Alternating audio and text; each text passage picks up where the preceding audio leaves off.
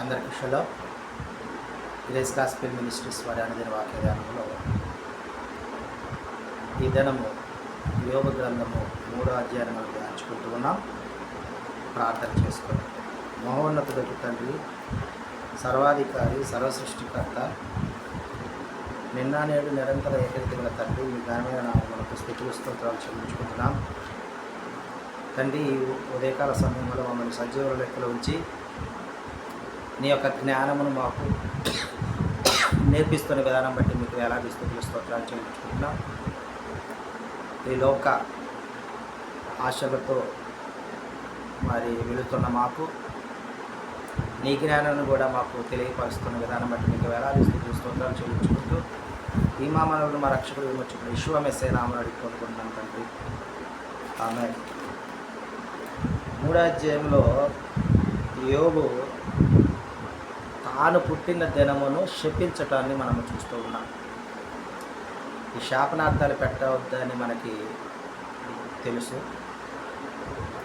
కానీ యోబు ఉన్న పరిస్థితిని బట్టి యోబు తాను పుట్టిన దినాన్ని శపిస్తూ ఉన్నట్లుగా చూస్తూ ఉన్నాం. ఏ విధంగా అంటే, నా తల్లి గర్భము మూయబడినందుకు, నా నేత్రములు బాధ మరుగు చేయనందుకు నా పుట్టిన దినము లేకపోవునుగా, కానీ ఆ దినము అంధకారమవునుగా, కానీ వెలుగు దాని మీద ప్రకాశింపకుండునుగా, కానీ చీకటియు గాఢాంధకారము దానిని మరుగు చేయునుగా, కానీ మేఘము దాని కమ్మునుగా, కానీ పగలును కమ్మునట్టి అంధకారము దాని బెదిరించునుగా, కానీ సంవత్సర దినాలలో నేనొక దానిని అని అది హర్షింపకుండునుగా, కానీ మాసముల సంఖ్యలో ఆ యొక్క దినము లేకుండా ఉండాలని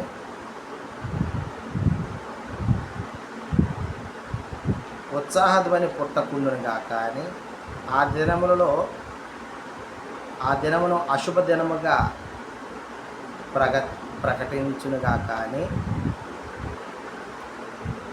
నేర్పు గలవారు దానిని శపించుదురుగా, కానీ అంటే ఆ దినమును శపించుదురు కదా అని కానీ అందులో సంధివేళను ప్రకాశించు నక్షత్రములకు అంధకారము కమ్ముకొనుగా, కానీ ఈ విధంగా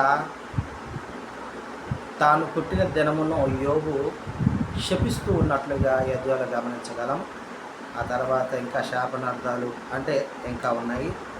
ఈ దినము మరి 11 వచనాలు మనము ధ్యానించాము. కానీ ఇక్కడ మనము శపించేవారిగా ఉండాలి, దీవించేవారిగా ఉండాలి, మేలు చేసేవారిగా ఉండాలి. ఇక్కడ యోబు ఎవరికి కీడు చేయలేదు, కానీ తాను పుట్టిన దినాన్ని, ఆయనకు కలిగిన ఆపదలు, ఇబ్బందులు, మరి ఆ పరిస్థితులను బట్టి ఆయన పుట్టిన దినాన్ని శపించుకున్నట్టుగా మనం గమనించగలం.